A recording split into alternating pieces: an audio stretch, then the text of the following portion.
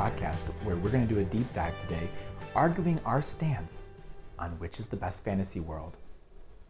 Today we have Trevor. Hey, how's it going? Trevor, what is your fantasy world? Well, obviously it's Alice in Wonderland. Tim? You didn't intro me then. That's okay. What is your favorite fantasy world? Oh, my favorite fantasy world is Middle Earth. Whoa! What are the rings? That's a tough one. Obviously, it's the Wizard of Oz. Well, Let's get into it. you know what? You're gonna have to argue that point. I don't think I do. I think you do. I think it's a pretty standard stance. It's a good one. think It is a good world, but it's not the best. I would argue. No, I'm not going to. Before we get into it too deep, I would argue that the Wizard of Oz is the Thin Mint cookie of the world. Everybody just knows that it's the best. So if you ask somebody what's your favorite, Girl Scout cookie, Okay. they'll say, "Oh, you don't want to hear Thin Mint. Yeah. You want to hear their hot take, which is like a Samoa or like a s'mores one. Yeah. So it's generic. It's bland. It's, No. it's not the I best. still disagree with top that. It's dog. generally accepted well. It's top dog, but I want to hear the deeper thought. But I disagree I with that. digress. I think that the most generic fantasy world is probably Wonderland. I would say over Oz. I would. Yes, but I'm not saying that. I think that I wouldn't say Wonderland's my favorite either, but I would say that, in my opinion at least, Oz and Wonderland are no better or worse than each other. They both suck. What? Okay. All right. I'll get into Please it later. go Why? deeper. They suck? Like, okay, let's it's one just thing to start say there. they're not the Tim's- best, but to say they suck? I'll get into it. Tim has decided to come out Come on. swinging. Yeah. Cool it, Tyson. I want my ear. Go ahead. Okay. Yeah, You know, what are yours? I would say that it's a personal preference on why I don't like it. I think that subjectively, they are both really cool worlds, and they have a lot of color to them, and they have a lot of different, variety of landscape. But I just growing up had a big fear of somehow getting into a world where I can't escape, like Dorothy or Alice.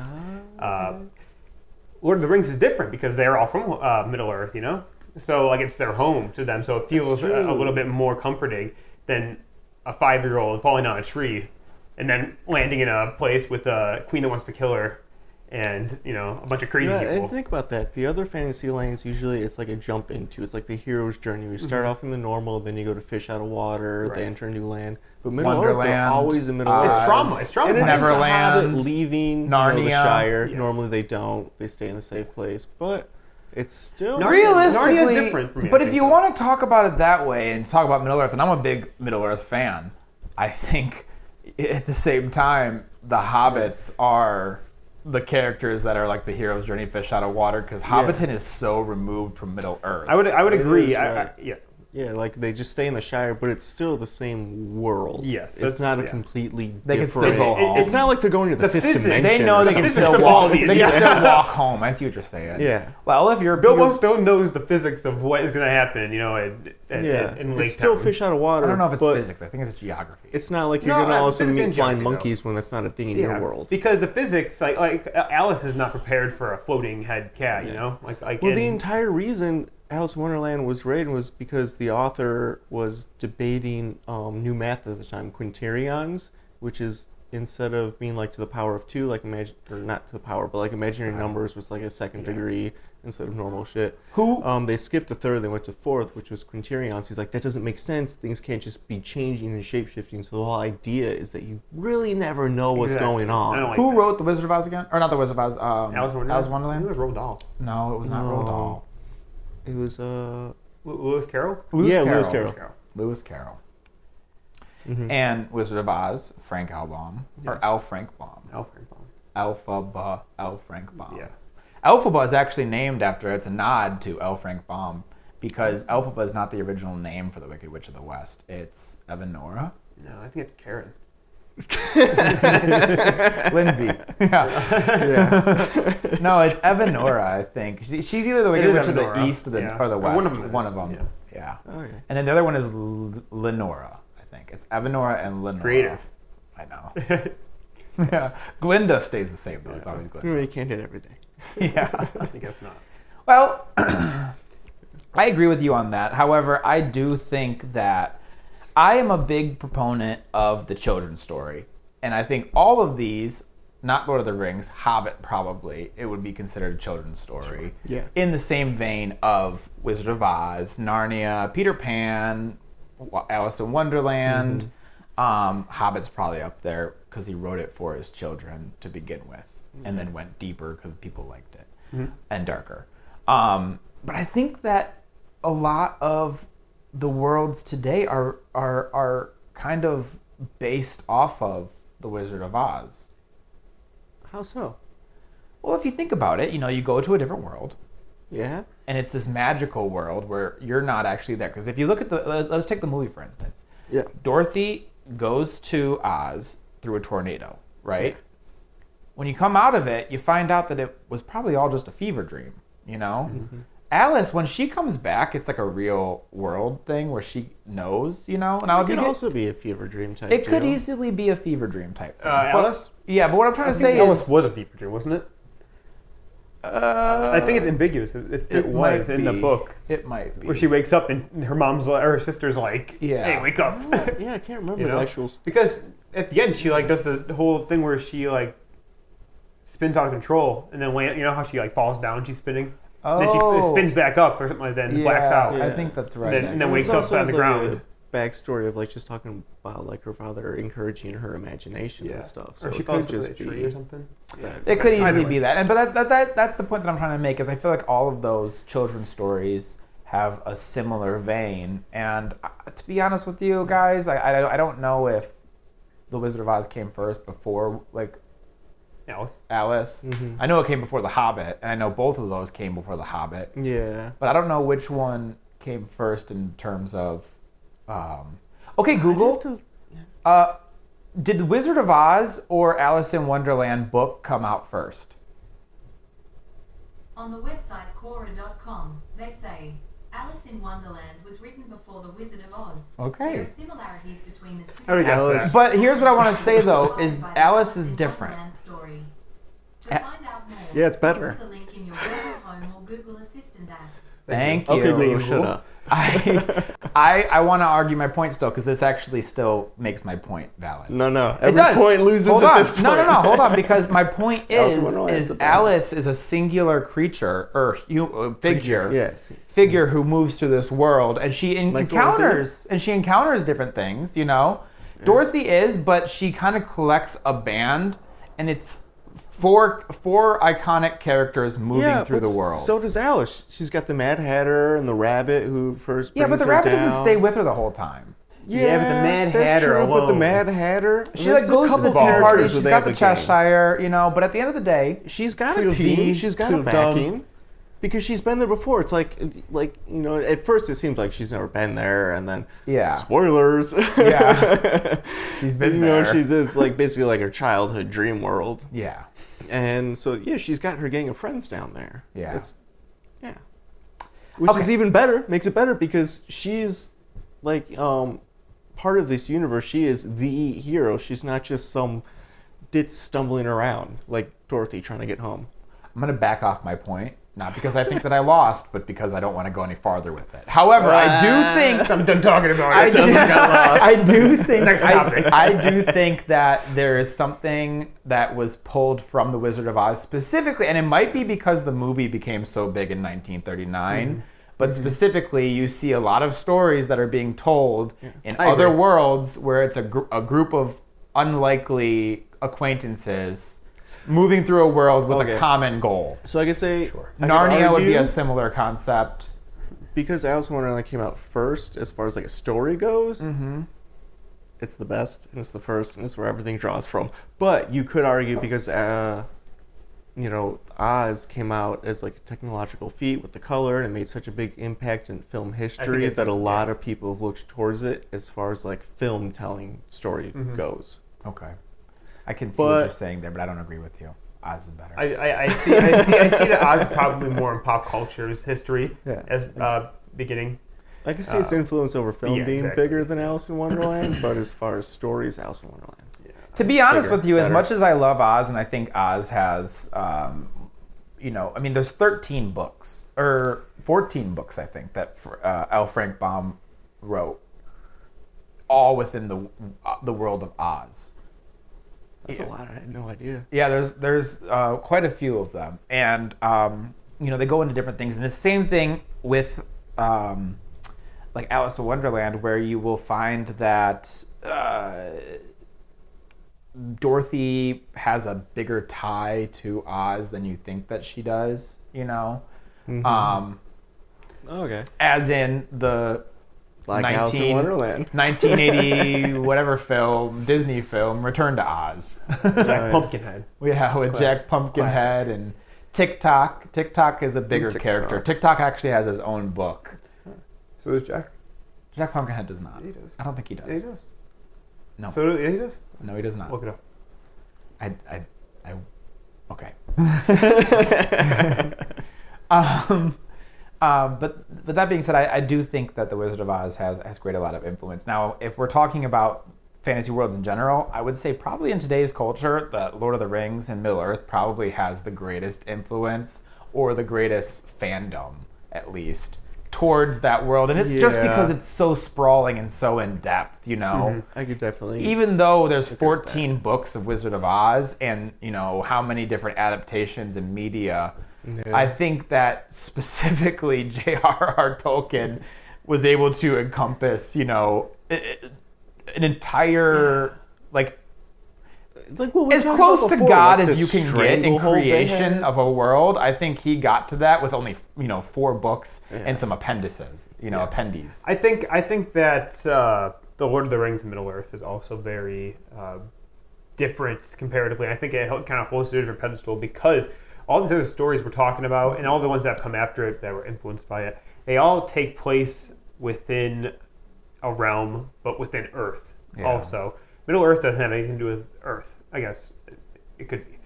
Because Earth. Well, it's in the name. It's Middle Earth. Well, it does. It does have everything to do with Earth because it's actually it's a false history to our current But time. it's a different plane that is like encompassed throughout the whole entire world. It's not like I see what you're Alice saying. coming from Earth to Wonderland, or Dorothy coming from Kansas to Oz. Or even afterwards. One of my biggest pet peeves is people saying that Harry Potter is influenced and so on. Harry Potter's not a fantasy world. No. Harry Potter. Well, if the hobbits were running around Times Square, then I'd be like, okay.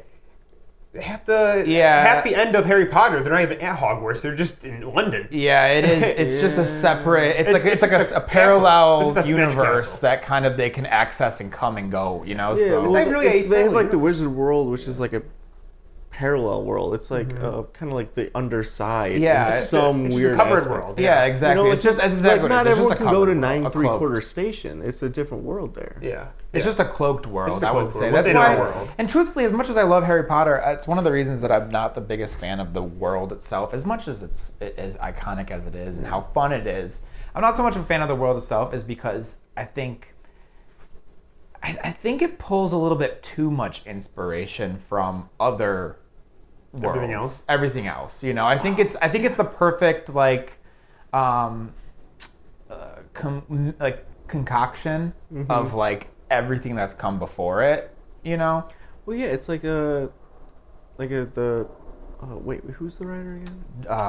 J.R. Tolkien. No. J.K. Rowling. J.K. Rowling. J.K. Rowling. They J.R. similar. Martin. But it's like George- she just George pulled R. R. she pulled a Steve Jobs. She's Yeah. like, all right, these are all the best aspects. Let's put them together and winning. Basically, and Everyone I mean, loves she Harry is winning. Potter. I mean, they're making a third Harry Potter, universal attraction, and they haven't even touched Lord of the Rings or Wizard of Oz yet. Yeah. Which is crazy to me because I was just reading. We just saw Wicked on Saturday, and it's very good. But I came home and watched Return to Oz, Wizard of Oz. I watched Oz the Great and Powerful, and now I'm watching this show, which is Trev. This is a wild show, dude.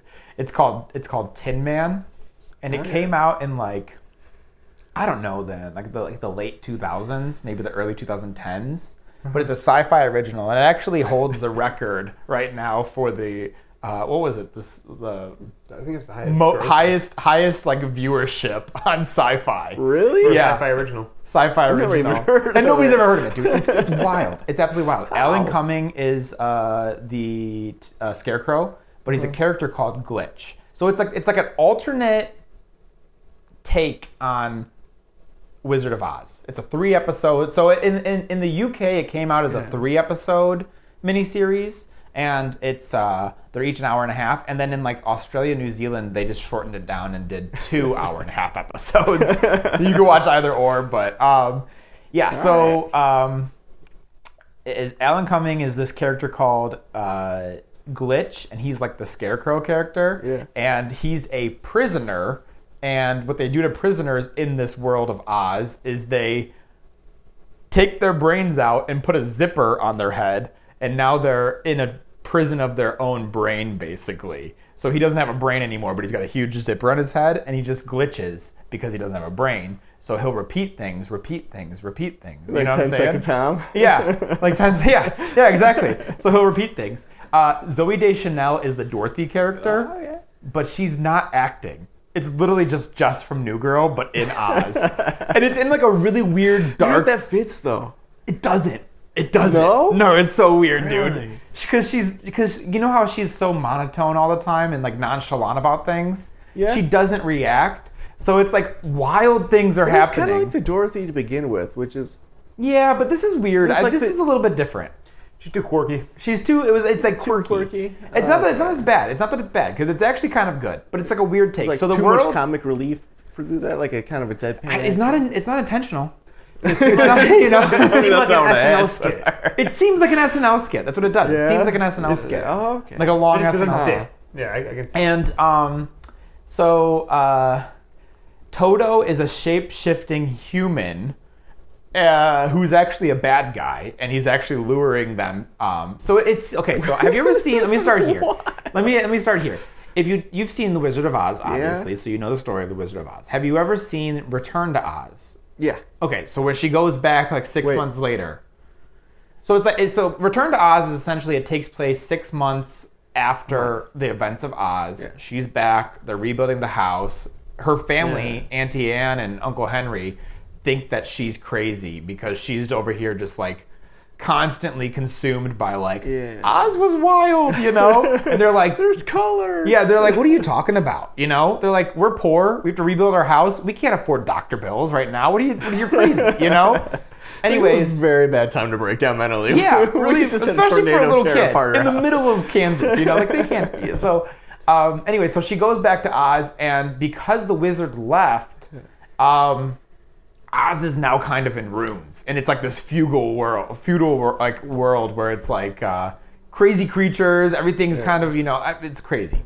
So this is kind of like a Alice in mixture. Wonderland. Like she used to be there, now she comes back and is crazy. Yeah, or like Narnia, I would 'Cause say. it's It's the kind of best. like Narnia too, where they are true. sons of Adam and daughters of Eve, and they come back and they have to Yeah. realize that they were actually kings and queens, and they have to like they find the runes, and it's like this was actually our castle, you know? Yeah, like Alice in Wonderland, Like Alice in Wonderland. because it's the best. But anyway, so this show is kind of a mixture of The Wizard of Oz and The Return to Oz. So we find out that Dorothy, and she's not a child, it's Zooey Deschanel, so she's like in her early 30s, upper 20s, you know, like an adult. We find out that she's actually a princess of Oz, and her parents are what they call nurture bots, and they're actually robots. Her parents in the real world are actually robots. What? Yeah. So like her whole life growing up in Kansas, her dad is like giving her bits of wisdom, and he's like, you know, you just gotta follow the road home. You know? So when she gets to Oz, foreshadowing her entire life. when she gets to Oz, she has this moment where she's like, oh my goodness, my dad has been telling me about this the whole time. Finds out that her mom and dad are actually nurture robots, and that it was their mission to kind of keep her safe until she was ready to come back. Brainwash and train because her. she's a princess, and her mom, the queen, got overthrown by her sister, not the mom's sister, Dorothy's sister. Okay. Yeah. So now Dorothy's sister kind of rules Oz under an iron thumb. and there's these villains called the Long Coats, but they're literally just Nazis. They wear long. They're literally just Nazis. They wear long black like leather coats, and they have the hats, and they have the bands, and their cars are some propaganda in there. They have cars, and their cars are even period appropriate for Nazis. Like, it's like, what? This is wild, man. So the Tin Man, the show is called Tin Man, but the Tin Man is not a physical Tin Man. What he is the Tin Men were cops in this world, and they're called Tin Men because they're in Fallout power suits. So instead of finding the Tin Man, instead of finding the Tin Man rusted up, Yeah. they find the Tin Man in a power suit that died. And he's been in there for like a year, and he comes out all dirty. He's got like a big beard and a big hair, and it's actually that's actually Damien Dark from, what's he from, Tim? Arrow. Arrow, yeah, he's actually Damien Dark from Arrow. Oh. Yeah, something McDowell or something like that. Yeah. McDonald, yeah. He plays a lot of villains. He does play a lot of villains. He's But good at those piercing eyes, they're so light. Yeah, and the I blonde know, hair. just the blonde hair. Yeah. Yeah. He looks like a Nazi, but he's a good guy. Yeah. I know. Yeah. He might be a long coat. Yeah, all we know. we don't know yet. I'm not Yeah, that. I haven't watched the last finished it yet. I haven't watched the last episode yet. So, anyways, he's in a power suit, and then the lion is he's the cowardly lion, but there's a whole race of these lions, and they're not actually lions. They're actually what they call feelers, and it's basically when they touch you, they can feel your emotions. So, yeah. So there's times where he's like, "You're sad. You miss your mom." Yeah, it's like so, dude. It's so wild. It's I balls love it. to the I'm wall. in. I'm sold. Crazy. It's like one of those ones where it's like, this is so absurd, but it's actually kind of good, you know. And it's all way too dramatic. It's like It's just taking it way too far in every. it feels like a bad CW show, Yeah. but with the Wizard of Oz. Tough. Yeah, That's pretty cool. yeah, it's crazy. Oh, well, okay, so I know you've seen a ton of Supernatural, but not all of it. Have you seen the Supernatural episodes where they go to Oz? You know what? I don't remember. I think I might have. What season was it in? Because I stopped watching after like season 8. I don't know. I had Charlie, though. Do you know her character? No. Oh, really? I don't remember any. I don't really remember it. I watched, just for everybody, I watched Supernatural like junior year of high school, and then No, I was 40, so that was like Oh, I went way beyond that. that was like 10 years ago. Yeah, okay. Well, it's pretty good. They go to Oz. I'm gonna have to They watch find that a key, episode. And I think they might be in a couple different episodes, but there's one specifically like the entire episode's all of Oz. There's actually I a did it a couple Stargate. times. There's a Yeah. Stargate episode too where they go to Oz. Oh. Oh, yeah? In the show Stargate S1 or whatever, SG1 or whatever. Yeah. I think they go to Oz too. You ever seen the Wizard of Oz anime? There's a Wizard of Oz anime? What? I don't know. There probably is. There probably is. There probably I'm is. sure if not, there's something that's exactly like. The Wizard of Oz. Yeah. I think it's so crazy Anything how you many different, how many different pop cultures have used the Wizard of Oz in their like where they just go to Oz. Wonderland. You know? Yeah. You ever see Supernatural going to Wonderland?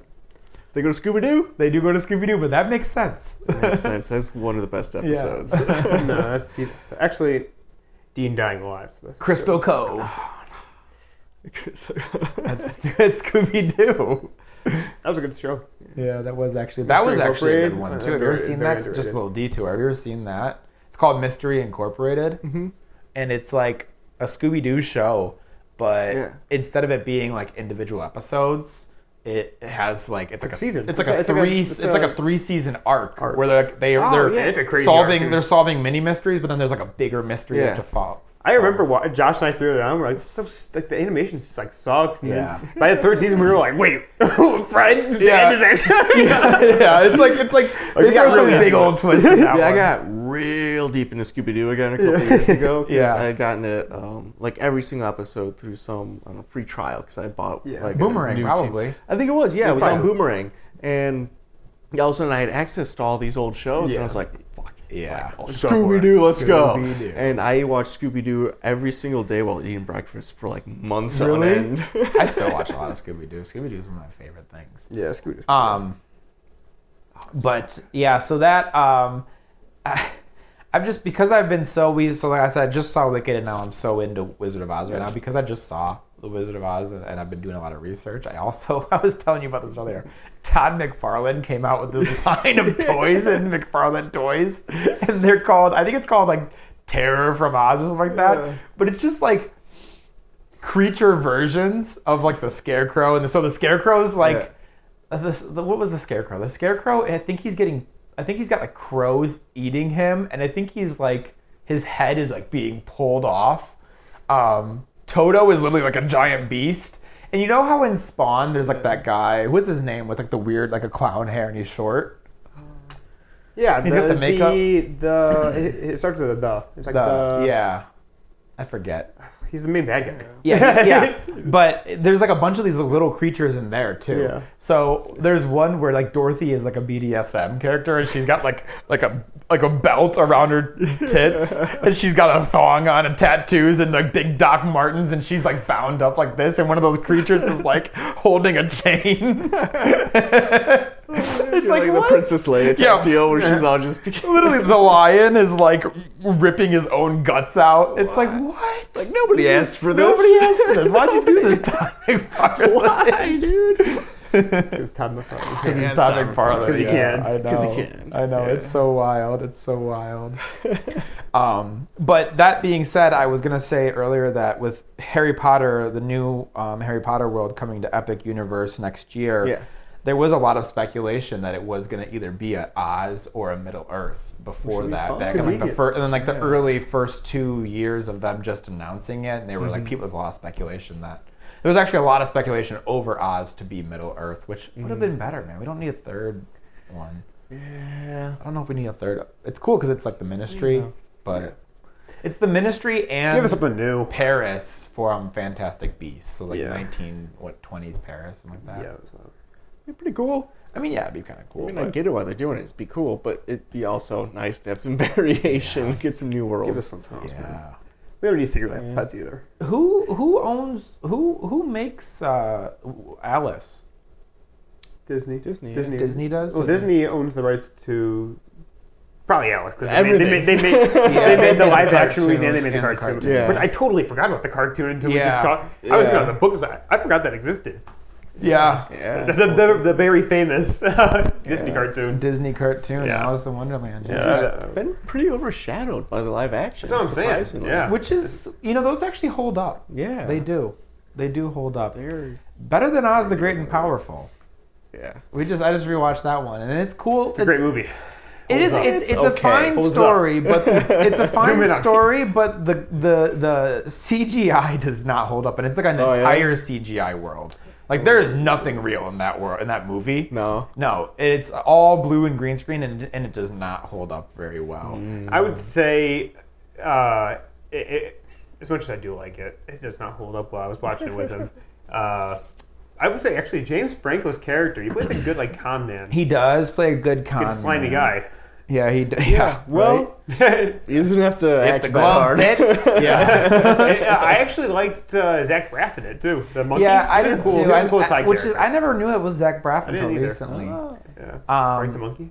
Yeah. Yeah, but so that and the thing is it's actually not. It's not actually a prequel to the movie. It's actually based on the book. So again, because it's kind of like The Shining, where it's like because The Shining has become such a cultural phenomenon. Oh, they like mix the. They need to add different renditions. certain things in, Yeah.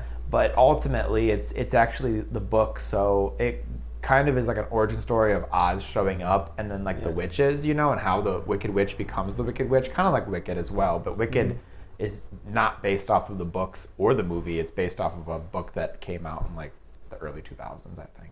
Yeah. Which was inspiration. All right. Which, I mean, you're on this Wicked kick right now, and you're arguing for Oz, but do you prefer Wicked over The Wizard of Oz?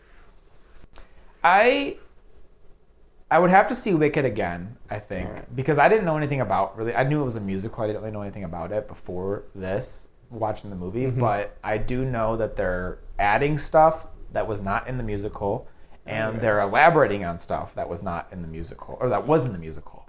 And I think that they're doing a really good job of doing that and really expanding on the world of Oz more than anything. Not so. It doesn't matter that it's connected or not, because they're expanding on Oz in general. However, I think the original movie, there's a reason they haven't remade it, and it's because MGM. It's because MGM is scared to remake it because it's such their pride and joy. Iconic. I would say It holds up too. It's like you can watch it today, and if that came out in theaters today, I honestly think that it would be kind of like an indie film at this point because it's like sets and stuff. Like it'd be like a high budget indie. Like a high budget indie, 100%. But I think that it would still be so successful if it came out today. I think so. Because it's solid. Which is disgusting that it came out in 1939 and we can't even make movies that good today. Yeah, it's crazy. It's like the first color film ever and it still looks good. Getting into that as well. I would say that I think it's because people try too hard with movies now. Yeah, I think flat plot. It's a green witch coming after a girl and some people, and they're just trying to get to a wizard. Pretty simple. And it's like super simple. It's like I don't know how it's almost like people are nowadays just like want that effect, but they want to like put too much work into that effect. Yeah. You don't have to, You know what? And I think honestly, I think we've talked about this before, but I think that one of the reasons that is I think because. So at that point, film was fairly new. I mean, it was turn of the century, film started coming out, but like major motion pictures were fairly new at that point, So they didn't really have a whole lot to go off of. They were just telling stories and just having a fun time doing it, And I think as the world grew and cinema grew, we talk about like Spielberg and George Lucas and Martin Scorsese and who they pulled from, and they were pulling from these early founders. But now people are pulling from Spielberg, Lucas, and Scorsese, and they're not looking back far enough. Yeah. And I think we're just diluting the water, slowly and surely. We're getting derivatives of derivatives. Derivatives of derivatives. Well, I mean, perfect example of a lot of people are influenced now by George Lucas and stuff, and Steven Spielberg were more influenced by like The Wizard of Oz. The Wizard of Oz, just generationally, exactly. But now, to my point. Nothing's cut and dry anymore. Like even Lucas with Star Wars, their main bad guy, who was just a cut and paste bad guy, ended up being he was a good guy and he turned like a bad guy, but he's actually good at the end. He actually still is the chosen one. See, and that's the Green Witch the Wicked Witch of the West is just which I hate about Wicked. I know. Is that they try to justify her being just being bullied into being a bad guy. I'm like, it's so ambiguous. There's actually no bad guy. Yeah, everybody. It's something that is a major trend nowadays. I like people it. have to justify and give the sympathetic backstory to the bad guy in order for us to be like, let's understand. I mean, they even did it with Joker. I think exactly. And I think it's so much scarier when it's just a crazy dude. Just coming at you. 100%. It's so much scarier when it's just a witch, And even in the 1939 movie, when they actually go to the witch's castle, I actually think that. And this is me just spitballing here, but I really think that J.R.R. Tolkien and, in turn, Peter Jackson were inspired by the Witch's Castle for the Black Gate. Oh, yeah? I 100% think so. Think about it. It's like she's literally got the guards marching in and out of this black castle with fire everywhere, and it's like, it looks like it was like the exact same thing. Yeah, I can see that. All right, you know what? Kind of pivoting off that into a different question. If you were let's just take, because we've kind of been going between Oz and Wonderland. If you were in, not the world necessarily, but in the position of both the main protagonists, which would you rather be in? Oz. Would you rather be in Oz? Oz is a fever. If Oz is a fever dream, Alice is an acid trip, and I'm not in. Exactly. Yeah. I would rather have the fever dream over the acid trip. The physics, in Wonderland. You can't get a hold on it because you don't know what's going on. I don't know. You know what? I would say Wonderland for a long time because I've definitely delved into more trippy ways of watching it. Yeah. And I like that trippiness. But I've also seen the parallels drawn but do you have between Pink Floyd? Yeah. Yeah. Okay, you know what? That one weird coincidence between Floyd and Oz does elevate it. But do you actually? Yeah. But do you? But yeah, I've Floyd of Oz. there's like I like that parallel drawn between them, where like a Wonderland is more like psychedelic, trippy, acid trip, and then Oz, it's probably more like if you were to draw the drug parallel, like opioids, because like they say like when they go through the fields, it's like a poppy field. Yeah, and so it is. And it actually snows too. And I was actually, as we were watching the movie, I was telling Tim, I was like, that's literally opium and cocaine. You know? Why is it snowing in a poppy field? You know?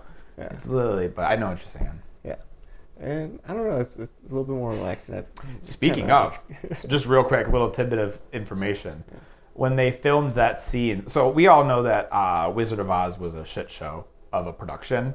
Like a lot of things went down. Well, have you gone and seen like the old footage? Yeah. Where they think like a Munchkin hung himself? Yeah, a couple of them.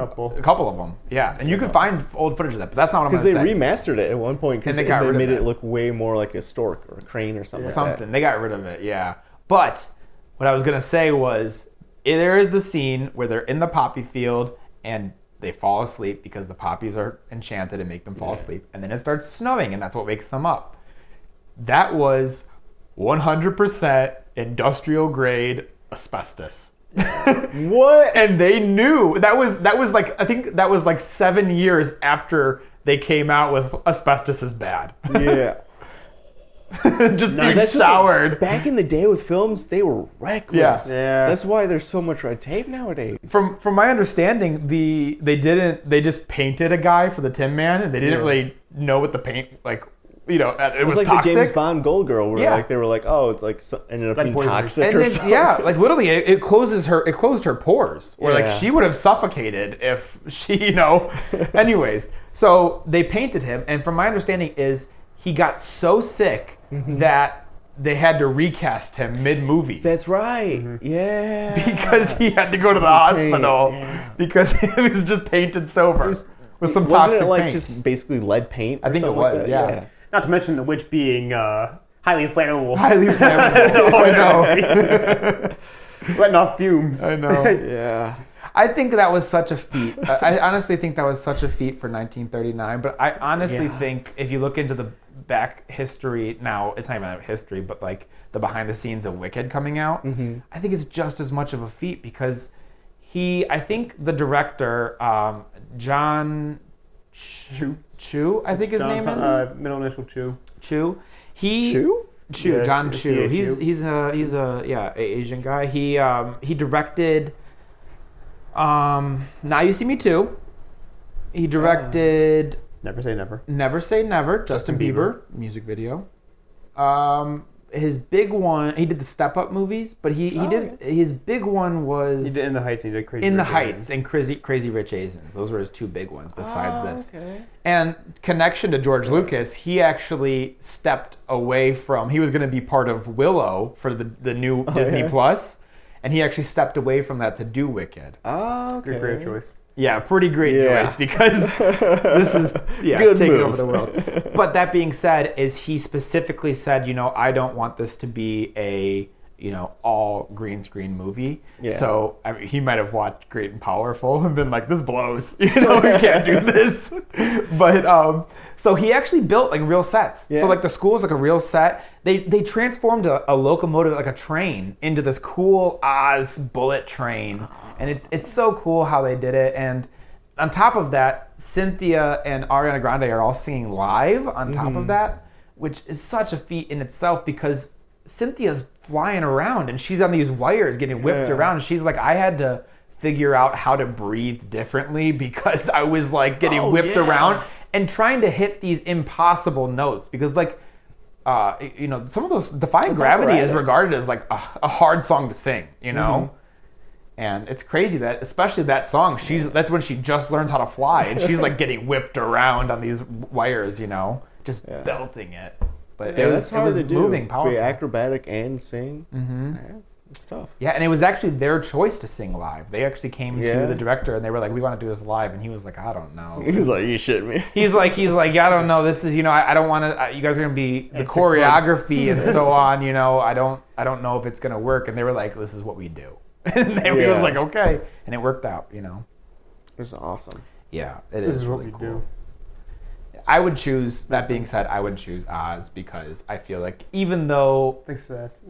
segue Justification. back, I think I would choose Oz because even though there's couple evil witches running around, it feels a little bit safer than Wonderland. Yeah, you don't know what's going on in Wonderland. You don't know what's going on. You in never Wonderland. gonna know. Yeah, you're always You on your can't get a toes grasp there. on it. And on top of that, the witch wants to kill you. I don't even know. It doesn't even make this. She never even like explicitly says, "I want to kill Dorothy." She's just, "I'll get you, my pretty." Yeah. I don't know what that means. my pretty. No, Where's the I'm pretty queen sure she wants gone to kill her because she locks her up and says, "You have an hour, you're dead." That is true. That is true. Okay, so she doesn't want to kill her, but she wants to kill her. Where at the end of the day, the Queen of Hearts is a psycho bipolar chick who wants to cut your head off. Yeah. And also has run of the world. She pretty much rules Wonderland. That's what I'm saying. So, That's what I'm saying. You're kind of screwed over. That's what I'm saying. Yeah. So. Yeah, and she wants to play. And she's got a Jabberwocky. Yeah, Get out, dude. yeah. She wants to play polo with her Wonderland head. sounds more fun. Throw Well, I think croquet. that is like, it is way more of a wild time, I think. Like Yeah. you said, you jump into Wonderland, and I think I'm starting to get old and boring. And I would go more toward Oz because every person or every man over the age of 35, their favorite movie is Wizard of Oz. That Every is dad's true. favorite My movie dad's is Wizard favorite of Oz. movie That's is what happens. Tim and I's My dad. dad's favorite movie is is the Wizard My of dad's favorite Oz. movie, Wizard of Oz. That's true. That is true. Would you guys say that? Well, what would you say is would be your? Doesn't even have to be between the two. Just I in would general, actually what would- choose Middle Earth I would though, choose- over all three. Oh, yeah? 100%. Middle Earth is would- like America, where I have a chance to make something of myself. Yeah. You know? Yeah, Middle Earth would definitely be probably top 3. Yeah. Probably top 2. I have a chance to rise the ranks. It would definitely be over both of those, Wonderland and Oz. Oz, 100%. Neverland would be number 1 for me, though. Oh, yeah, let's go to Neverland. Neverland. Throw the Capra Station. That'd be high up there. Oz is my favorite, but Neverland is a very, very close second. I am the biggest fan of Peter Pan and Neverland, and I think it's the perfect. Because we don't want to grow up. That's what I'm saying. It's the perfect children's world because you get to go there, you have fun, you sword fight. There's Indians, there's mermaids, there's pirates. All right. Conveniently don't age. Conveniently, We've no been one talking about the you entire went to the time world. wins. You literally Neverland get is to the have best. food fights and sleep in tree Pretty much forts. just put a hold Yeah. on your childhood for a little bit Forever, until you're yeah. ready, until you're ready to get in there. Yeah. There's consequences, but not really. There's fairies. It's like All right. it's like the perfect. The crocodile children's will world. eat you. Yeah. Did you guys ever see Well, that? I mean, if you're Captain Hook. Yeah, Otherwise, the circumstantially. crocodile's pretty cool with everyone else. Yeah, he is actually. Did you guys ever see that movie Finding Neverland with Johnny Depp? Yeah. That was a good movie. About where he plays J.M. Barrie? Yeah, that was a good movie. Oh, Trav. You'd like it. It that movie will How did I make you miss dream. that? That movie will I make did you deep dive dream. on Have you Depp at ever one seen point. It'll teach you how to dream again. Christopher Robin? Or is it Christopher No, Robin? it's Goodbye, Goodbye, Christopher Christopher Robin Robin. with Ewan McGregor? No. Where he plays Chris, yeah. That's not the one. Goodbye, Christopher Robin is the one that's Oh, about yeah. He A.A. plays Milne. actually the kid. It's about A.A. Milne. That's kind of just like right, but So Ewan if good- McGregor plays if Goodbye Christopher Robin, Robin, Goodbye Christopher Robin and Finding Neverland are about A.A. Milne writing Pooh Bear and J.M. Barrie writing Peter Pan, whereas Christopher Robin with Ewan McGregor is an adult version. Hook, but for Winnie the Pooh. Yeah. Oh, And He Christopher comes back Robin. when he's an adult and he finds all of them again. They come, Yeah. Winnie the Pooh and Tigger and all of them. They come find an adult Christopher Robin, and they're like, he's like, "Who are you guys?" And they're like, he has to remember. "Don't you remember us?"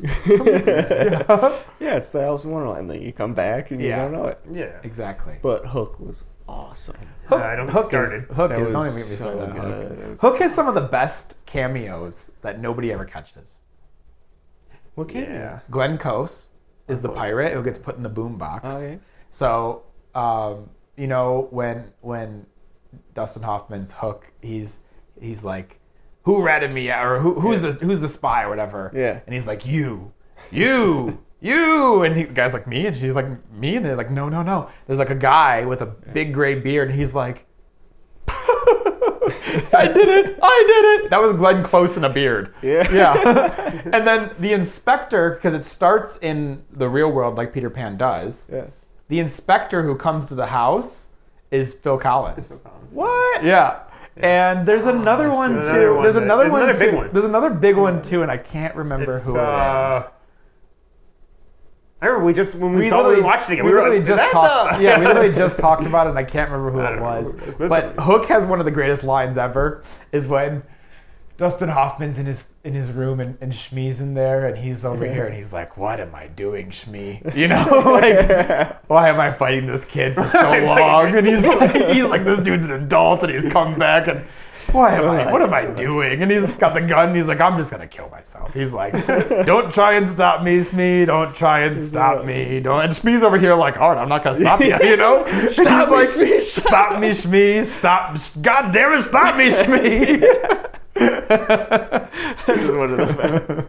He's like, "But stop me!" Yeah. Don't stop me. Don't try and stop me, Shmee. Don't just stop me, Shmee. Stop me. What a great line. Yeah. And that's another one that's just so fun. I honestly, I think it holds up, but part of me thinks it holds up in like a campy, quirky way because it is full sets, but it feels like full set. It feels like a better version of the Popeye movie. But I'm okay with that. Yeah. It's kind of like watching like family opera. You look through like his lair and it looks like sets. Well, that's because it's Joel Schumacher. That's because it's Joel Schumacher. Because it's Joel Schumacher. Yeah. It literally feels like Phantoms in Gotham. Yeah, he goes to the Batcave. Yeah, he looks like he lives in the Batcave. Oh, what if the Phantom was back? Why are there giant like statues of humans just like this in the catacombs? You know, come on. But I enjoy that because even though it's like really campy, it still feels like it's not off-putting. Yeah, something like bad CGI. Yeah, like, I would take bad sets over bad CGI any day. Oh, 100%. I 100% agree with that. And I think that's one of the reasons that Star Wars, the original ones, hold up so well. And I think that Jon Favreau specifically has gotten smart and gone back to a mixture of puppets and CGI, just like Wicked, where it's like a mixture of CG. It's CGI enhanced as opposed to CGI. Jon Favreau also created a new technology with that team. For the Mandalorian to make it look so it's just the LED walls. It's literally But didn't they do something different with the LED walls that was like never done before? Well, there was a couple of things they'd done. Like they even had done before the Mandalorian came out. They were messing around with the LED walls, and they did like some motorcycle commercial. Yeah. Because I found this guy on YouTube, which everyone else watching this should too. If you're in the cinematography database, that's what it's called. Yeah, cinematography database. Yeah. He is like real deep in that world. He was like one of the first people, and he was posting about it, like working with LED walls. And Mandalorian was like the really big first production to utilize them. Yeah. And I feel like a lot of people utilize them now. Oh, like Disney uses them. Oh, yeah. Because it's an amazing technology. It's a good way to go about things looking good. You get a great light cast instead of just having like a green cast over everything. You got to remove and you do green screen. It's you better get the for right the actors. reflection. It is. It's better for the actors being able to see what they're doing. You can actually see what you're doing. I remember after watching Love and Thunder, you know, we go into Love and Thunder after Ragnarok and we're like, this is going to be amazing. Ragnarok was so good. This one's going to be so good. Christian Bale as the villain. Like, come on. And it was such a letdown. But I remember watching an interview with Christian Bale afterwards, and he was like, this was one of the hardest sets because I don't know what I'm doing. I'm not a green screen actor, you know? It's like and they pulled some really it's like Ian McKellen where he breaks down on The Hobbit.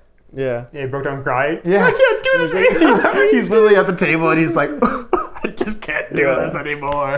And that's the thing. That's a term now in the VFX industry. Is like, you know, you're doing the Hobbit thing. Yeah, you don't know where you're at. you know, you're breaking. It's so down. disorienting, especially when you're on a set like Lord of the Rings 20 years earlier. Yeah, like we got a Gandalf set here. Or 15 years earlier, and it's like beautiful. Yeah. They're like, why don't you just do this again? I know. Yeah.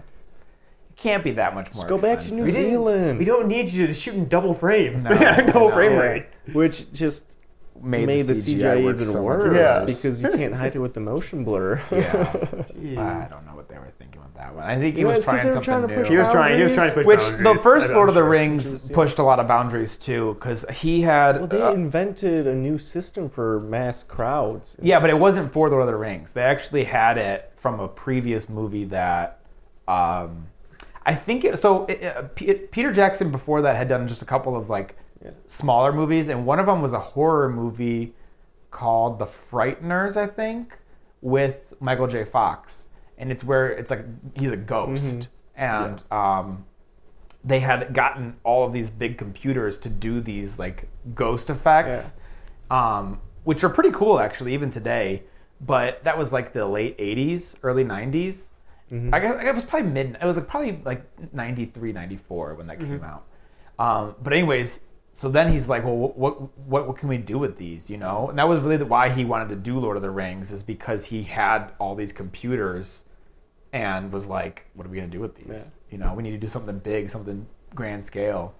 But yeah, I mean, it is pretty crazy that the fight scenes look better in Lord of the Rings than they do in The Hobbit. That was like a prime time. You look at like Lord of the Rings and early Harry Potter. It was just such a prime time of like they had the ability to do good digital like CGI and effects, but it was like new enough into that world that they weren't relying on like a crutch. They were still mixing in more practical stuff. Yeah, 100%. Because they were really trying to They were push still in it. a practical Instead of being era, like, oh, but this then is- they had the technology to Yeah. also do CG. Instead of now, it's just all CG and It felt very like they little were trying practical. to prove themselves instead of like, oh, it's just kind of a standard thing you do nowadays. Just slap it on exactly, there. Yeah, which I mean, honestly, the Lord of the Rings, that computer system had the same opportunity to not work. It just worked. That's the thing, is it did, and they were able to pull it off. But Well, it's like the prequels with George Lucas. Yeah, that was same thing. He started shooting the HD on digital, and it's like he had to push boundaries, and it just kind of sucked that at the time they only shot 720p on those. yeah, which is tough because you got to push the boundaries, and that was just a rough patch in technology where it had transferred over, and it wasn't really good enough to be what it is, and then it got really good with the CGI, and now we're kind of tapering off again, but it's more of a money issue than a technology issue. Yeah, we can get better graphics than ever before. Our systems are better. Our artists That's what I'm saying. been able to grow up in a world where all that knowledge is available. Yeah. It's just given the amount of time. It's just time-based and money-based, Yeah. and they don't want to fork they don't up want the to time pay or for the the money. better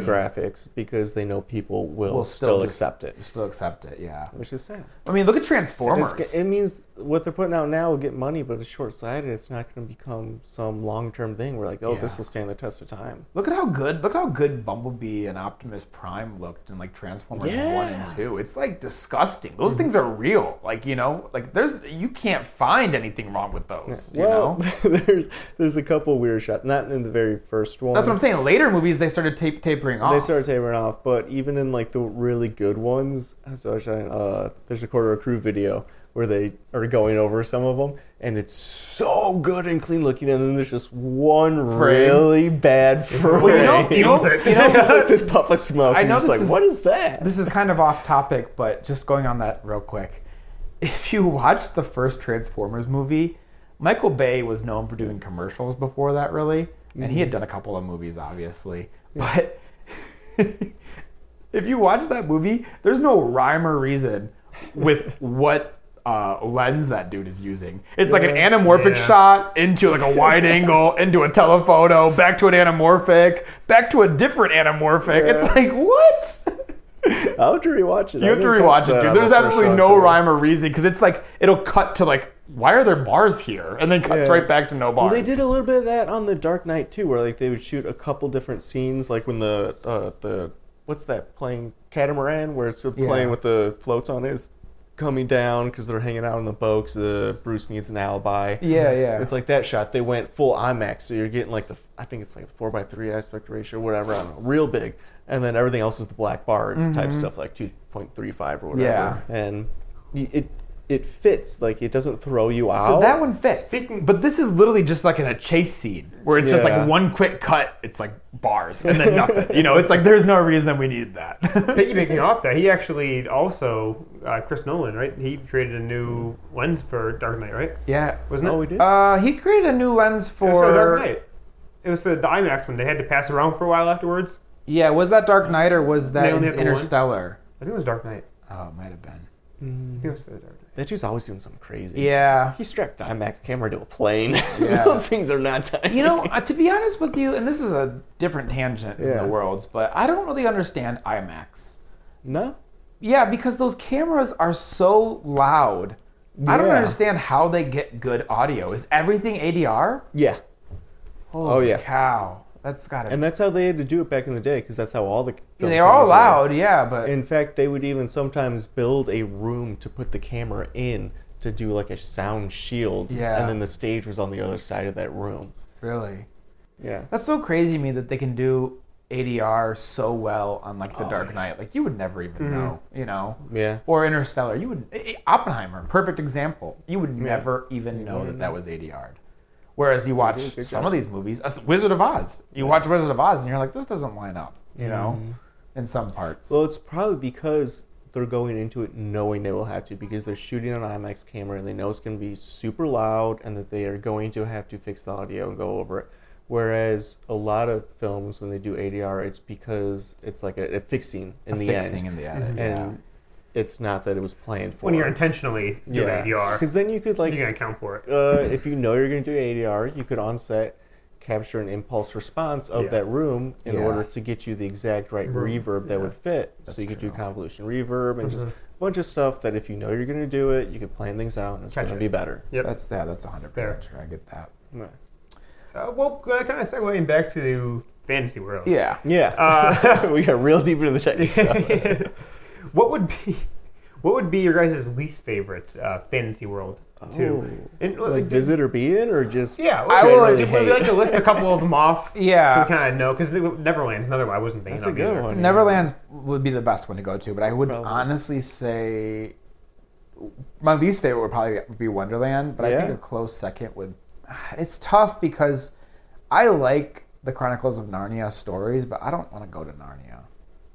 yeah. Why, too I wouldn't boring? want to go to. Yeah, Narnia. it's too boring. It's too boring. A talking lion who's God. Yeah. You're so bad about it. It's just a less trippy Wonderland. Yeah, it's like... I feel like if like... More religiously charged Wonderland. Yeah. Yeah, that's what it is. Nobody wants that. Come on, I want to have some fun. I think that it is like as wonderful as Narnia is. I think it is like the most. It's like, unfortunately, the whitest of them all. You know, like Narnia? it's not cool. Yeah, Yeah, it would be the safest. it's the safest for sure. sure. Yeah, it's definitely the most like Earth. Yeah. Just like where just like I mean, there's talking It's just- animals. yeah. Santa Claus is hanging out. It's just a little bit extra magical. Yeah. Exactly.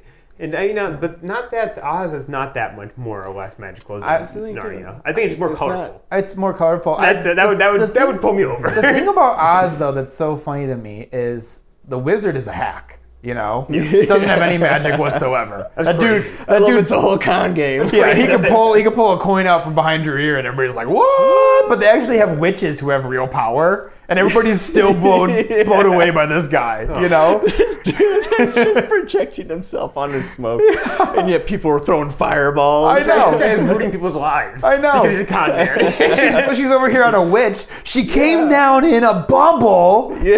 You know, like We're ruining people's lives. it's like I don't. This person know. rode a house on a tornado. Yeah, in that's what I'm town.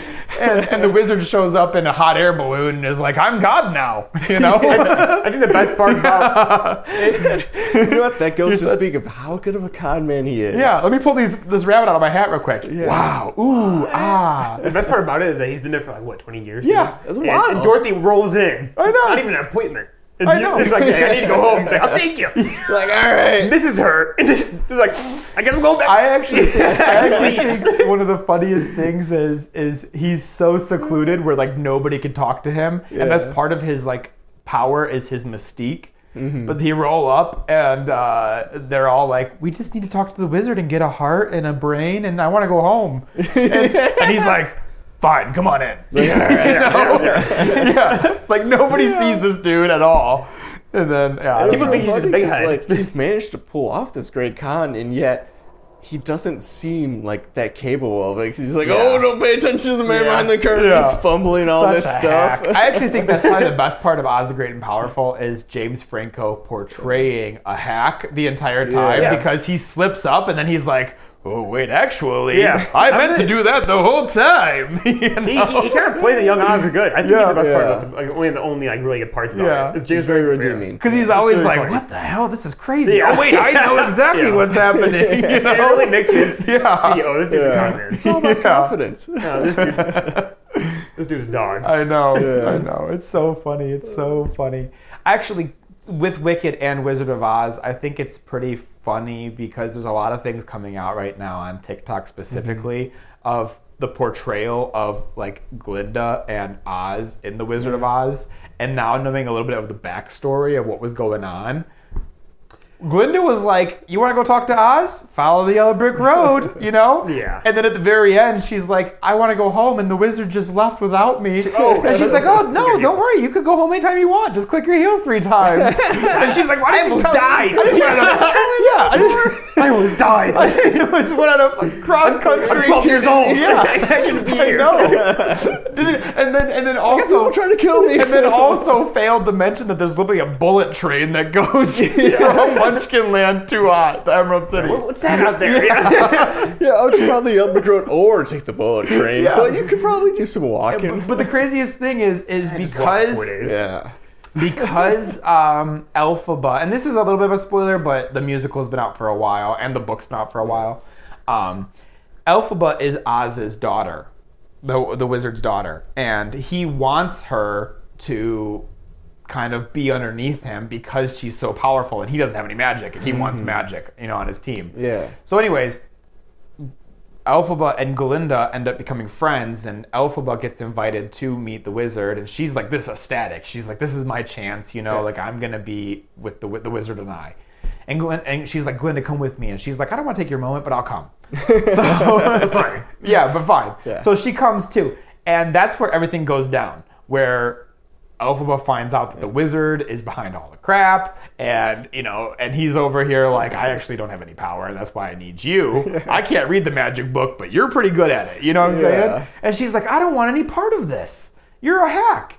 And Glinda's like, but he's the wizard. We should probably be cool with him, Like, dude, just chill for a second. Let's hear him out, you know? And she's like, no, you get out of here. And so she takes off. Now Glinda's going to be, it's like going into how Glinda gets her powers. So she's literally just like a pawn for the wizard the entire time. Yeah. So she knows the wizard, like personally.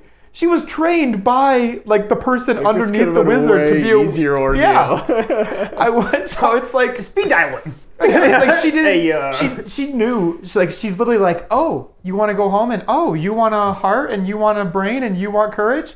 The wizard will take care of you, knowing full well this motherfucker doesn't have any power.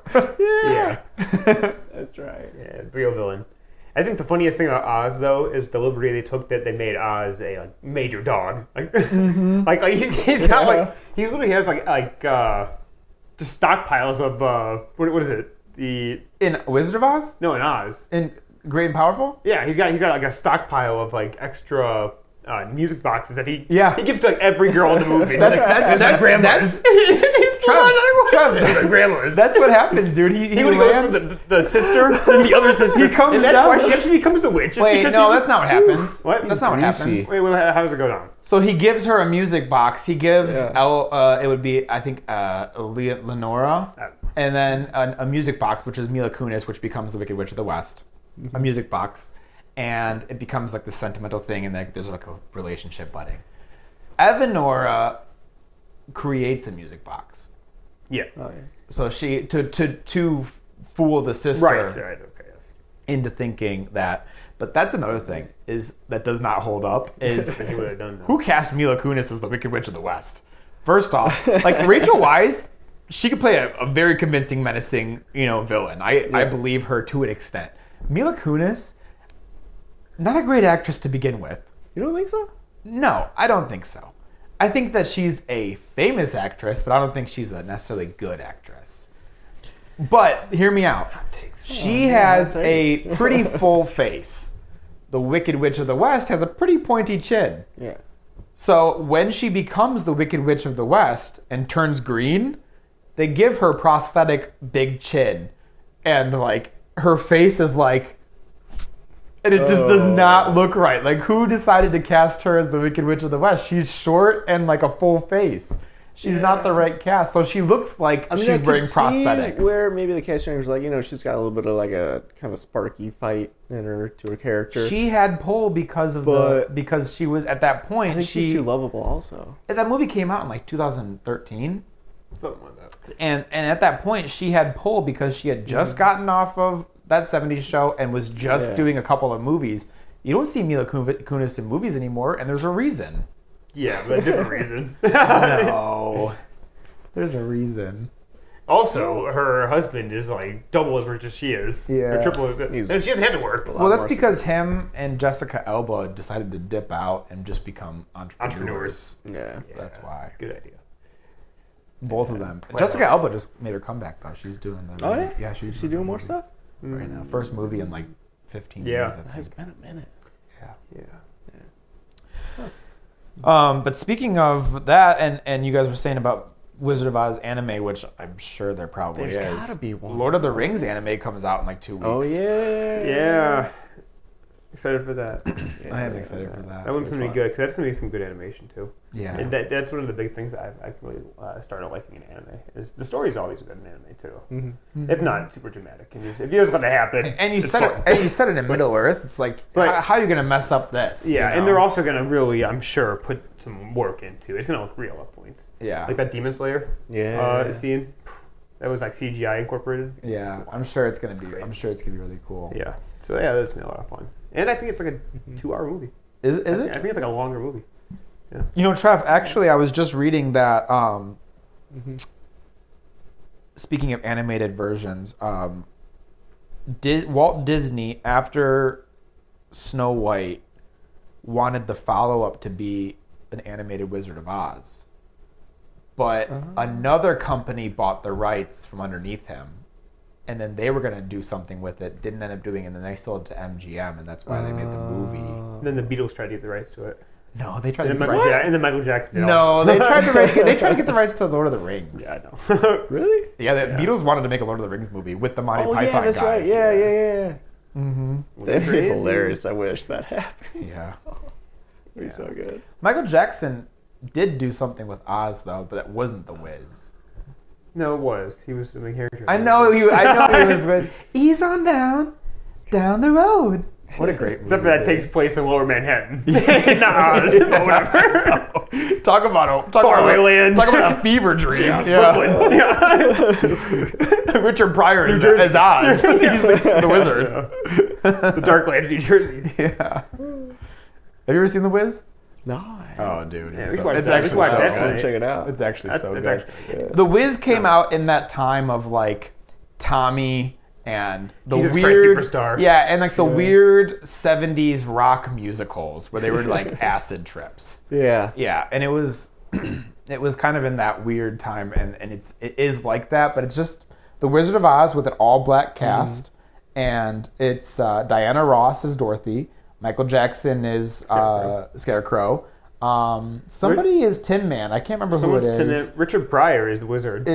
Richard Pryor is the wizard. And there's some other people, but it's got It's got a lot of famous people. it's got in it, actually. banger songs. Dude. Every song I think is a banger. Yeah, and it's like I mean, it's like Michael Jackson. it's like 70s disco funk. Yeah. So it's like so funny. Oh, Trevor. we gotta check that out. Yeah, it's So super funny. fun. They're all like the choreography is like wild. Isn't it? Yeah, they're all For on some roller reason. skates because that was in the weird time where everybody was on roller skates in productions. I don't know why. Going on wheels. Yeah, I remember I saw Godspell live, and they were all on roller skates. It's like Xanadu. Yeah, Xanadu's another one. But so you would. I never got an answer. what would be the worst? the worst? The worst? Yeah. Probably Narnia. Narnia. Probably. It'd be Well, Wonderland. like I said, I think it would probably be Wonderland than Narnia. Okay. What are you? I don't know. I feel like there's got to be a more horror, worse one. 'Cause I Well, don't know Midworld something would like be that. pretty rough. I was Or gonna say, Endworld. Endworld. Endworld would be pretty pretty tough. rough. Dark Tower. Would Yeah, be but that pretty one's not as known, so I feel like I can't dive into that. You can. Yeah. I think. Well, I guess really the worst would be the fantasy land they end up in with Bridge to Terabithia. That's so sad. Well, that's not the that's fantasy there. world. That's That's sad. That's like if But Dorothy that's died when in they the come- Twister. Yeah, movie. that's right. That's like It's too that's sad. Like, that's like Dorothy clicks her heels and trips and falls and cracks her head open at the end. Yeah. It was circumstantial. Speaking of Trev, we gotta doesn't watch matter. it. It's too sad. I haven't been able to find it yet. It's all but- tainted. I haven't been able to find it yet, but last year, in light of all of these films that are coming Yeah. out from public domain and they're making horror versions of them, Mm-hmm. somebody made a 30-minute horror short called Gale. Stay away from Oz. Stay away from Oz. What? Yeah, And it's a horror. It's Wizard Dorothy of Oz. is an old woman now, and her granddaughter gets sucked into And she's like Oz. senile. And she's like, stay away from us. Yeah, and it sounds like she's saying "stay away from us," but she's saying Yeah, "stay." stay So away her from daughter, her us. granddaughter is like, "What?" And she's like, "Stay away from us. Stay away from us. Stay away from us." But then she gets sucked into Oz, and it's like a horror short Yeah. film, and I want to watch it, but I haven't been able to find it anywhere. Yeah. It's on Tubi. Is it? Mm-hmm. Okay, we'll have to get Tubi. And, The Tubi's free. Yeah. oh, okay. We'll have to watch it on Alright, Tubi check it then. out. Yeah, because I mean, it's only 30 minutes, and people Yeah. say it's good. Actually. Yeah, I heard it's actually Alright. scary. Yeah, it's actually Yeah. pretty good. So we'll have to watch that. We'll see. It'll be fun. Yeah. Yeah, what do you think? What would be the worst? Worst Endworld. You got the literal devil coming at you, Yeah. and everything is very screwed over because everything really went to shit like years prior. You know what? There are like there's killing and war and disease in these other worlds, but there's like sexual disease in Endworld. Yeah, it's pretty And tough. I don't know, like that's a little bit too You real got for Stephen me. King making your Yeah, that's a little bit too making your real for me. Stephen King making your boundaries. I never might, ends well. yeah. Alice in Wonderland's Sounds pretty bad. Wonderland's an acid trip, but at least I'm not gonna get an STD. You know? Yeah. Yeah, at least I won't Yeah. walk away with herpes. After. definitely a Where you get couple times. herpes? Well, it's a long story, you know. Yeah. You know, there was. I fell down a tree, shrunk after I ate a cupcake. You know.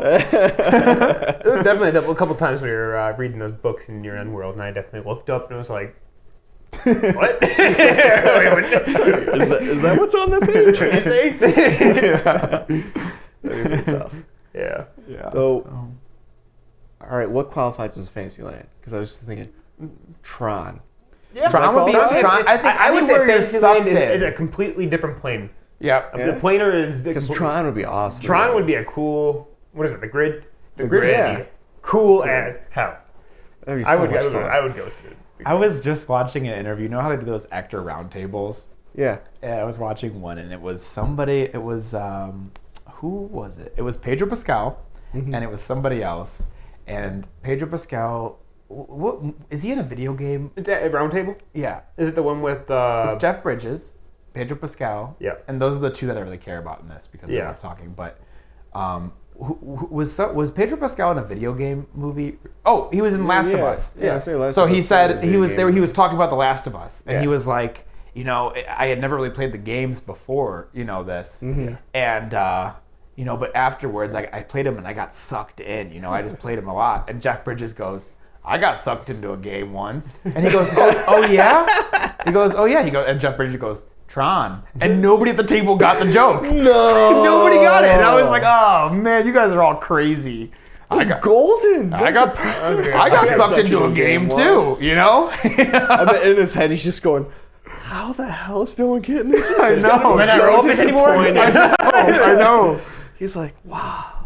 In defense, I don't think anyone ever really watches the original Tron. No, it's That tough. one's It's hard to watch. It's tough. It's tough to watch. But Tron Legacy is Tron Legacy, Tron Legacy and is he's actually cool at that amazing. too, because he's like a god figure that Yeah. can shut down the whole entire world. Yeah, but he's kind of like washed up. That's a banger for sure. And then he's gonna be in the new one too. Oh yeah. Yeah, he is. With And maybe they'll Jared do maybe Leto. they'll do That's- Clues better, CGI better this time. Well, I hope so, but Clue could PS1 camera. I don't know, man. To be honest with pretty you, good. I think it holds up. Tron Legacy. Tron Legacy Tron holds Legacy up. holds up in everything except for Clue. Yep. Young The Jeff de-aging. Bridges sucks. The de-aging But stuff everything else is awesome. is really good. I am not a big fan of Jared Leto, and I really think he's going to ruin this movie. I think he's going to be perfect, but I don't want Jared Leto either. But I think he's Wait, perfect for what's he- Tron. Yeah. What's he cast as in it? He's the bad guy, I think. I think he's the antagonist. Oh, my word. Yeah, he's like a Zeus. You know Zeus, and the like nightclub owner. I think he's like in cahoots. Who was actually Michael Sheen, Yeah. right? In Tron Legacy. Yeah. I think he's somehow in cahoots with In him. cahoots with him. Yeah, that's what I was reading. I'm excited I because think it's Tron. Awesome. And it's gonna be I- awesome CGI. It's going to be better CGI Yeah. too, yeah. I hope they bring what's his name back, the kid. I Sam? know. Yeah. Not I really am excited for that specifically because of the CGI, because I think Bob Iger realizes that Disney's been putting out bad stuff, and he's like, we're not putting out bad stuff anymore. Yeah. Now they're still putting out bad stuff, but I think that Now they're he's conscious. I think that he's pulling the reins back a little bit, and I think that he's probably going to be like, this needs to be better. You know. Hopefully they start realizing that people are starting to get fed up with the subpar quality. Yeah. Yeah. Because I am. Yeah. Listen up, Disney. Well, Bob's on his way out right now. They're trying to find a replacement Bob's for him. tried it twice already. I know. He's coming. They're trying to find a replacement for him right now. Or he's trying to find a replacement for He's trying himself. to find a for himself. 'Cause Yeah. Literally, he wasn't even. He pulled a And Steve then was like, Jobs. this guy's not good enough. Yeah. I'm coming back. He did. He pulled a Steve Jobs. He Yeah. basically was like, "You guys are about to kill yourselves. Yeah. All right, Yeah. I'll come back. Even though I'm retired, I'll come back and I'll pull you out of the water, and then I'm out." You Not know? leaving again. Yeah. This time I'm not coming back. Probably. Don't mess it up this time. Probably. Right. See, he's just got to find himself a Tim Cook. No, he doesn't. No, he doesn't. I You don't like think Tim Cook. Yeah, he's just kind of coasted. Yeah, we saw. Tim Cook, you know, he's got a place. He got a does place. have He a did a lot of place. things. He's good with relations. So, I think all in all, I am maybe biased to Wizard of Oz right now. Yeah, really? Yeah. Really? I Yeah, would say so. I think all in all, I'm maybe biased to Wizard of Oz right now. I think if you would have asked me this question, 2 weeks ago. not even 2 weeks ago, maybe like 2 months ago, I probably would have said Lord of the Rings. Yeah. And if you would have asked, It would have me, been the same volume too. yeah. Volume. And if you would have asked me maybe 6 months ago to 8 months ago, I probably would have said Neverland. Yep. I guess we'll see in 2 months. I guess Yeah, we'll see in 2 let's months. revisit So we revisit this iceberg. Because there's a lot of fantasy lands we haven't touched on. There are a We lot of can definitely fantasy revisit. lands. Yeah, well, we only touched on one, I feel like, so. Yeah, I know. We didn't go into Lord of the Rings. We didn't go into anything. In We Middle didn't Earth. go Oh, into Wizard of Oz. We just talked about the movies. This is just a conversation of me ranting about Wizard of Oz. Thanks for listening. I just wanted you guys to know that I knew this was going to happen before it started. We actually made guidelines that were broken for this. Yeah, didn't we say you get to rant like 10, I think it was 15 minutes? 10 minutes on I Wizard didn't of Oz. hear that. Obviously. But in all fairness, I do love Wizard of Oz. It is good. As much as you do. I don't know. Yeah. I don't know. But I It's do not the love best, Wizard of Oz. I but don't it's hate good. it. It's like Lord of the Rings. When you talk about Lord of the Rings, I get annoyed that you're talking so much, but I'm not getting annoyed at what you're talking about. Yeah. Yeah. The content's good. The source is bad. No, it's just the inconvenient time is bad. Yeah. When I'm trying to listen to music or something like that. Well, I think all in all, Wicked really is doing a great job, and I'm really excited to see where it goes next, because he is breaking it up into two. And I, from my understanding, the second part is kind of, if you're going to compare it, it's kind of like Tokyo Drift. And Please, Fast please. 7. It's kind of that like makes sense. it's kind of like Tokyo Drift and Fast 7, where you're watching Fast 7 and you're like, wait a second, half this movie is Tokyo Drift, and it's opening. It's like, From a different point of view. it's from a different point of view. And I think because I guess the second act of the second feature is crossover with Dorothy actually arriving to Oz and going on to her. Yeah. Which you were talking about this, and I'm super excited to see the characters become the characters we know and love in the second movie. I liked them all, but I didn't know they were going to be the... Throughout Wicked Part 1, there's a bunch of characters that end up being like Scarecrow and Tin Man. And the Lion, maybe. Well, the lion seems like We'll he's see. actually going to be a Just be a lion, lion. because, which I wasn't aware of, is it's like Narnia, where there's actually talking animals. Yeah. But the premise of Wicked is Oz, the wizard, is putting a crackdown on Talking animals. talking animals. I don't know why, but He it's a discrimination thing. well, I mean, if he's like the only human there, he's gonna and he runs the place. He's gonna run it like Earth, you know. So he's like putting animals in cages, and he's like he actually introduces cages in the movie where they're like they've never even seen cages before. Cage. They're like, this is a new invention for the animals. It's called a cage. It's like a little lion cub, just like and then the Elphaba's like, I think he's scared, and he's like, no, he loves it in there. Yeah. Oh, it's terrible. So, but yeah, I don't really understand why he's trying to put a crackdown on animal talking, but he is, and so the lion I think is going to be just a talking animal. Yeah. No, it's not just a person in a Halloween costume or pajamas. I don't know why Even though it still holds up. I'm really interested to see. Well, that was a 100-pound costume. Really? Yeah, that was a 100-pound costume. I'm interested to see why the lion is cowardly. Put in a cage. Maybe it might be he might be an abused. He's been kicked one too many Wasn't times. Wasn't it a lion in the cage in the first one? It was a lion in the cage in the first one. It was a lion cub. He was a lion cub. So he's the first caged animal. I did hear him squeak. He might might talk. be. I just put that together. Because after we walked away from the movie, you have no idea which character you have no idea that these characters are going to become Scarecrow and Tin Man unless you actually look for it. Yeah. Because after in reflection, I'm over here like, actually, the way that they set it up is like it's funny how they set it up. Where it's like there's a point where this one character, he's got his whole thing is he's a prince and he's like, stop thinking. You know, life is so much better when you're Not thinking. Yeah, well, life is so much better when you're ignorant. Ignorance. Ignorance. Yeah, ignorance is bliss. Everybody, stop thinking. That's my whole philosophy, and you'll live life happy. Yeah. And then he talks to Elphaba, and then he ends up Thinking a little bit, and there's like key points where he's like, "I've been thinking about this," you know. My brain's been working. The Tin Man is actually the Tin Man is actually a little bit less. There's a little bit more subtle. A little bit more subtle. Definitely. That he's going to be the Tin Man, but he's going to have a big part in driving Elphaba's sister to becoming the Wicked Witch of the East. Yeah. So that's interesting too that the Tin Man has such a tie to. Yeah. Well, in the book he does too. Wicked, I think in the book he's the one who has the most tie to her. Yeah. Because it was something like he worked with her, he wronged her, or she thought he. So then he like burned down. Like in the original, like Brothers Grimm, right? Where It's not the Brothers Grimm. It's not the Brothers Grimm, but like the Yeah, in the original he like burned down his house. She burned down his house and his wife. Yeah. Something like that. Yeah, she did. Yeah, it is something like that. Because like he liked her or something like that. Yeah, it's like a love. It's the same thing. It's like wicked. It's like a love affair. Yeah, that's what it is. Yeah, it's like a love affair, and so that you know, watching Wizard of Oz again, we kind of caught some really funny things that you just never caught before. The Tin Man is rusted solid, and when they put oil on him, he's like, "Oh, thank goodness, thank you for unrusting me."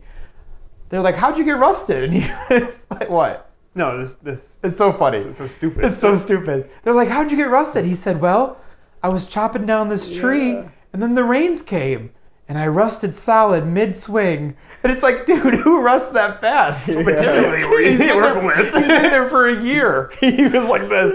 The other funny one is after they tin really rusts that easily. Yeah, right. No, with of all the metals. It's so funny, dude. He's literally mid-swing. It's like the tree is half chopped. Yeah. I think the other funniest thing is oil enough. Yeah, that's actually from 1909. That's the first actual movie. That's the first movie that they did. So the 1939 is not the first Wizard of Oz movie. Yeah. Yeah.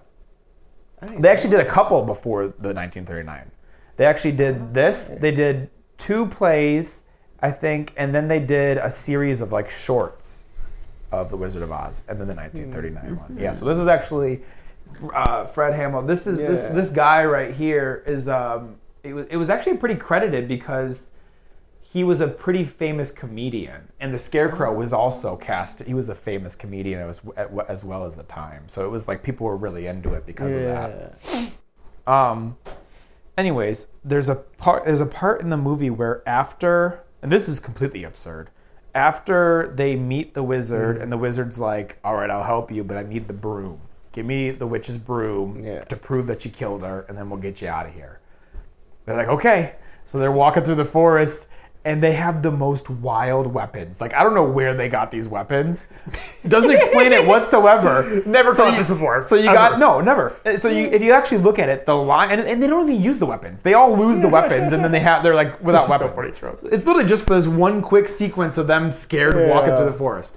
The lion has a butterfly net and an old bug spray, one of those old canisters. The big ones. Like the big ones. Yeah. Like he's going to go spray some termites, in a cartoon. So he's got a giant, and it's not even a butterfly, it's like a big old butterfly net. Yeah. The Tin Man's got his axe and then a pipe wrench. Pipe wrench. Where'd he get a pipe Looney wrench from? Tunes scene. Yeah. No, Trevor's wait. Scarecrow's got a 6-shooter. Scarecrow's over here like, with a 6-shooter.